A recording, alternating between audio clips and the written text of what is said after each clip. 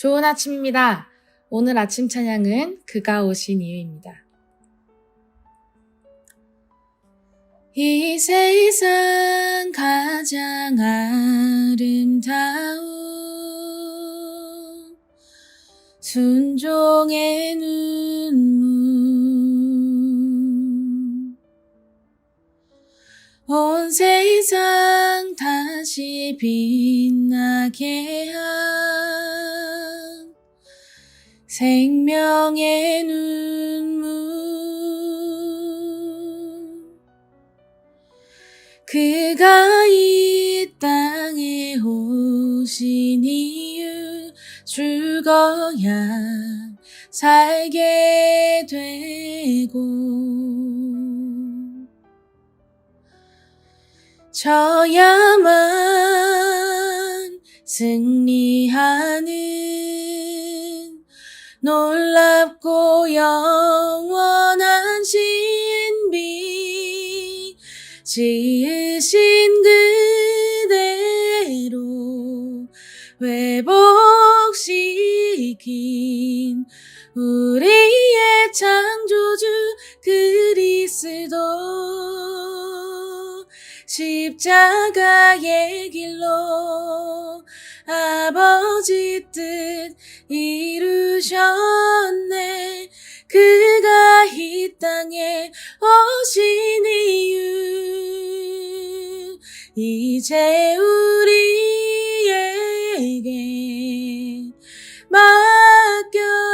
맡겨진 그 소망, 그 사랑, 그 생명, 아름답고 눈부신 십자가의 길, 우리가 이 땅에 살아간 이유.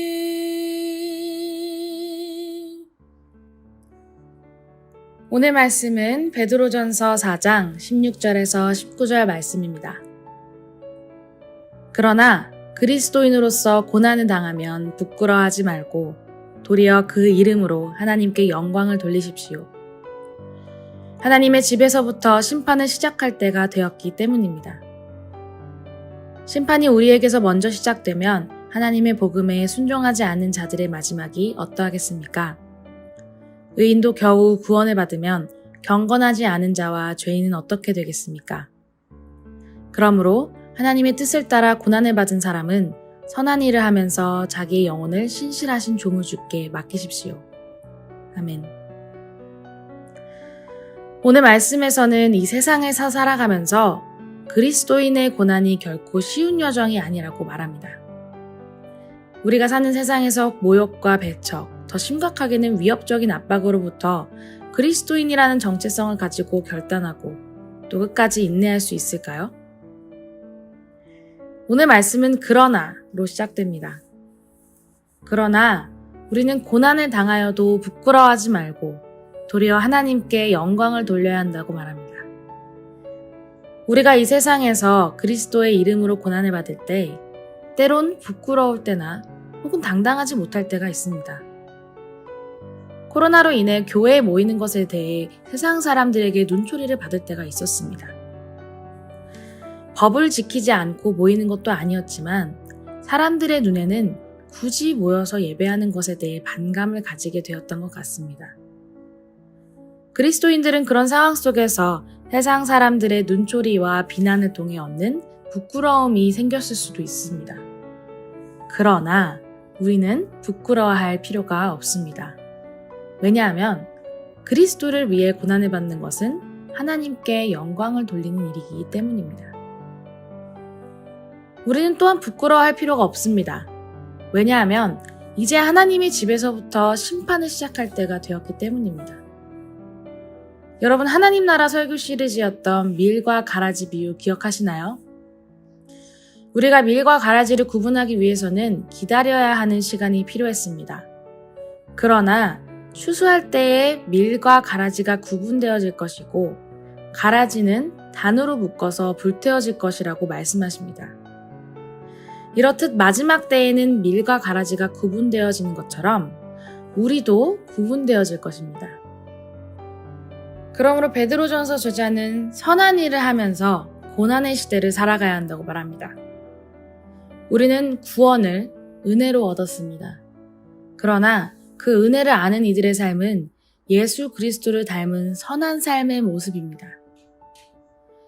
우리가 고난 속에서 예수 그리스도의 이름으로 선한 일을 선택하는 삶은 절대 부끄러운 일이 아닙니다. 되려 13절에서는 그리스도의 고난에 동참하는 것은 기쁜 일이라고 말합니다. 그것은 고난 가운데 그리스도께 충실함으로써 하나님을 영광스럽게 할 수 있는 기회인 것입니다. 다시 말해, 우리가 그리스도를 위해 고난을 받는 것은 우리의 특권입니다. 정말로 부끄러운 일은 우리가 하나님의 자녀라는 정체성보다 우리의 만족과 유익을 위해 살아가는 삶이 부끄러운 삶입니다. 디모데후서 1장 8절 말씀에 주님을 위하여 갇힌 몸이 된 나를 부끄러워하지 말고 하나님의 능력을 힘입어 복음을 위하여 고난을 함께 겪으십시오 라고 말합니다. 우리는 하나님의 능력을 힘입어서 예수님의 고난에 동참하는 삶을 살아가는 것입니다. 그것이 하나님의 뜻을 따라 고난을 받는 사람의 모습입니다. 로마서 8장 17절 말씀에 자녀이면 상속자이기도 합니다. 우리가 그리스도와 함께 영광을 받으려고 그와 함께 고난을 받으면 우리는 하나님이 정하신 상속자요 그리스도와 더불어 공동 상속자입니다. 아멘. 예수님께서 고난을 받으시는 동안 아버지의 선함과 목적에 그의 몸을 맡겼듯이 우리도 우리의 신실하신 창조주 하나님의 손에 우리의 몸을 맡겨야 합니다. 고난의 시대에 그리스도를 위해 살아가신 여러분, 예수님께서는 우리의 죄를 용서하시기 위해서 이 땅에 오셨습니다. 완벽한 신이신 예수님께서 완벽한 인간으로 이 땅에 오신 것은 우리를 죄와 죽음에서 건져내시기 위함이셨고 우리가 다시 창조주 하나님과 함께 지으신 그대로 살아갈 수 있게 하기 위하신 것입니다. 우리가 기억해야 할 것은 죄인된 우리를 어떻게 구하셨는지 그리고 소망 없는 우리 삶에 어떻게 소망 없는 예수님을 우리에게 보내셨는지 그 은혜를 기억하는 것입니다. 그렇다면 우리는 이 고난의 시대 속에서 부끄러움이 아닌 기쁨으로 하나님께 영광을 돌리는 삶을 살게 될 것입니다. 그리고 우리의 힘이 아닌 온전히 하나님의 힘과 능력으로 이 시대를 살아내시기를 소망합니다. 그러기 위해서 우리는 기도해야 합니다. 성령님의 도우심을 통해 우리가 어두운 세상에서 빛으로 오신 예수님을 닮은 삶을 살아갈 수 있도록 기도해야 합니다. 우리의 특권인 그리스도인의 삶, 악이 아닌 선을 택하는 삶, 무엇보다 예수 그리스도를 전하는 여러분이 되시기를 소망하며 기도합니다. 적응 질문입니다. 고난의 시대를 살아가시는 여러분, 우리에게 주어진 삶 속에 그리스도인의 정체성으로 살아가실 때 부끄러웠던 순간들이 있으셨나요? 그렇다면 왜 부끄러움이 생겼을까요? 그리스도를 위해 살아가는 이 고난의 시대 가운데 우리는 어떻게 기도해야 할까요? 함께 기도문을 작성해서 소그룹과 나눠봅시다. 이 세상을 창조하신 하나님 감사합니다. 고난의 시대 가운데 우리가 그리스도인의 정체성을 가진 자로서 그리스도의 고난에 동참하고 그 고난을 통해 하나님께 영광을 돌리는 일에 힘써 살아가기를 소망합니다. 그리스도를 닮은 삶은 우리의 힘과 능력이 아닌 오직 하나님의 힘과 지혜로 살아갈 수 있도록 인도해 주세요. 그리하여 부끄러운 그리스도인이 아닌 자랑스러운 그리스도인이 될 수 있도록 인도하여 주세요. 예수님의 이름으로 기도합니다. 아멘.